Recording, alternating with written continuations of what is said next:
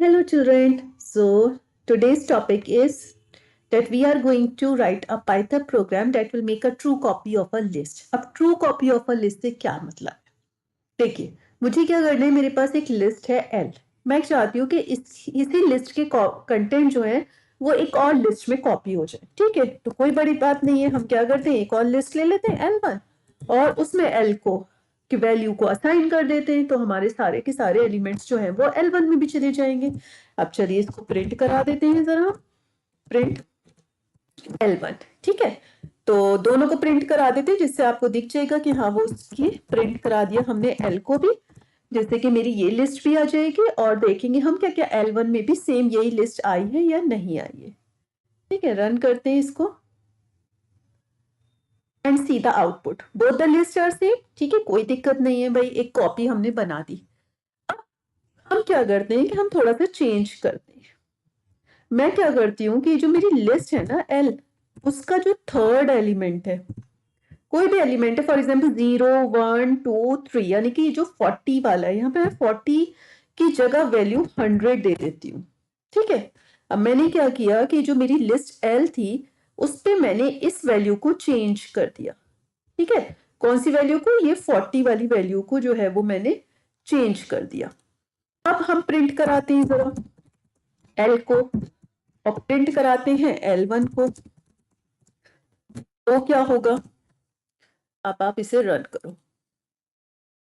ठीक है, अब आप देखो कि पहले भी वही लिस्ट है, सेकंड वाली भी जो एक्चुअल लिस्ट थी वो हो गई, फिर चेंज करने के बाद इसमें भी चेंज हो गया और इसमें भी चेंज हो गया। तो कहने का मतलब क्या है कि अगर हम इस तरीके से लिस्ट को कॉपी करते हैं, तो अगर हम एक लिस्ट में कॉपी करते हैं, एक लिस्ट में चेंजेस करते हैं, तो वो ऑटोमेटिकली दूसरे लिस्ट में भी हो जाते हैं। लेकिन अगर मैं ये नहीं चाहती हूँ, मैं तो ये चाहती हूँ कि मेरी ओरिजिनल लिस्ट जो है वो एज इट इज रहे, जो मैं दूसरी लिस्ट बना रही हूँ वो मेरी उसकी कॉपी बन जाए। अगर मैं दोनों में से किसी भी लिस्ट में चेंजेस करूं तो दूसरे का इम्पैक्ट दूसरे पर नहीं पड़ना चाहिए। ठीक है, तो उस केस में हमें क्या करना होता है कि उस केस में हम दो फंक्शंस यूज कर सकते हैं। एक फंक्शन तो होता है लिस्ट फंक्शन, ठीक है, और एक फंक्शन होता है आपका कॉपी फंक्शन। ठीक है, दोनों से आप बना सकते हो, चाहे आप लिस्ट से एक और लिस्ट बना लो जो कि ट्रू कॉपी होगी आपकी, और या कॉपी से बना लो। जो लिस्ट वाला होता है उसका हमारा सिंटेक्स क्या होता है कि एक और हमने फॉर एग्जांपल L1 हमें बनानी है, तो हमें किसकी कॉपी करनी है, L की, तो हम लिखेंगे लिस्ट और ब्रैकेट में हम लिख देते हैं L। तो ये क्या करेगा कि ये इसकी जो है वो कॉपी बना देगा। मैं एक बार करके दिखा देती हूँ आपको, इसको मैं प्रिंट कर देती हूँ, प्रिंट L1। ठीक है, तो मेरी एक्चुअल लिस्ट जो है ये 10 20 30 40 50 60 है, और ये वाली लिस्ट जो है वो मेरी है, यही सेम मेरी लिस्ट आ जाएगी जो मेरी ये है। ठीक है, अब हम इसको रन करके देख लेते हैं।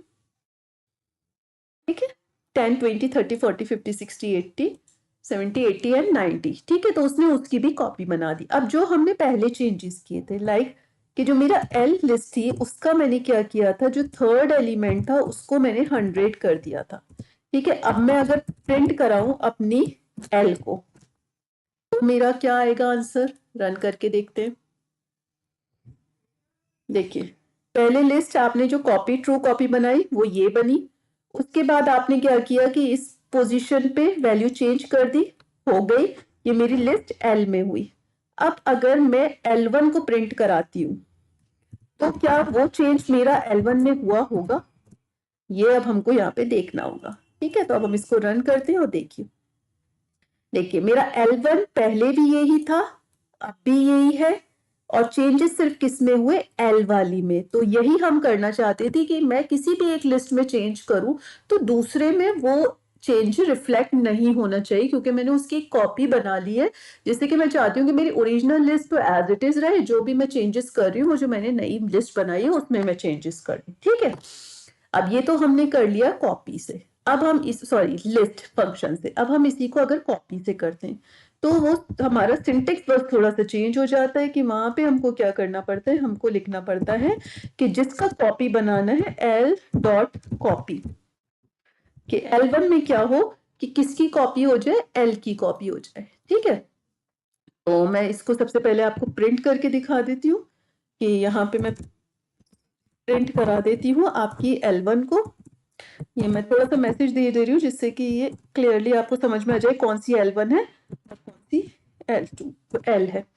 ठीक है, अब L1 में मेरे पास क्या होगी, यही वाली सेम कॉपी होके आ जाएगी। ठीक, अब हम इसको रन करके देखते हैं। देखिए L1 में मेरी सेम कॉपी होके आ गई।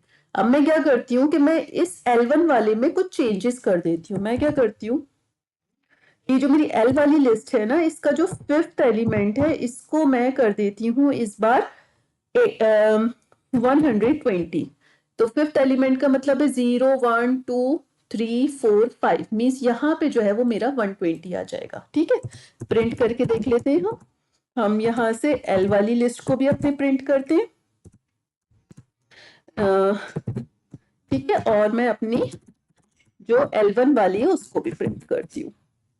तो अब हम देखेंगे क्या चेंजेस रिफ्लेक्ट होंगे या नहीं होंगे। ठीक, अब मैं इसको सेव कर देती हूँ और रन करके देखती हूँ। देखिए L1 है 10 20 30 40 50 60 70 80 एंड 90।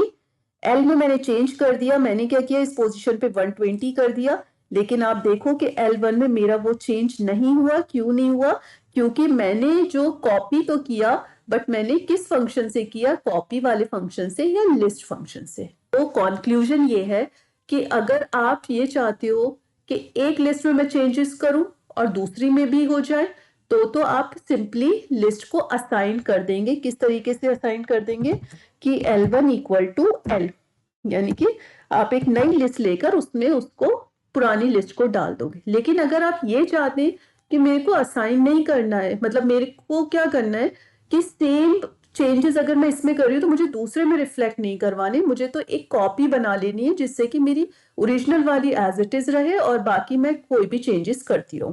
तो उस केस में हमारे पास दो फंक्शन यूज हो जाएंगे, एक है आपका कॉपी और एक है आपका लिस्ट फंक्शन। तो दोनों को हमने करके दिखा दिया है, दोनों सेम ही तरीके से परफॉर्म करेंगे। So if you understand the concept and like the video, please press the like button and subscribe my channel. और still if you are having any doubt, please drop a message in the comment box. मैं आपको वहाँ reply दे दूंगी. So thank you so much.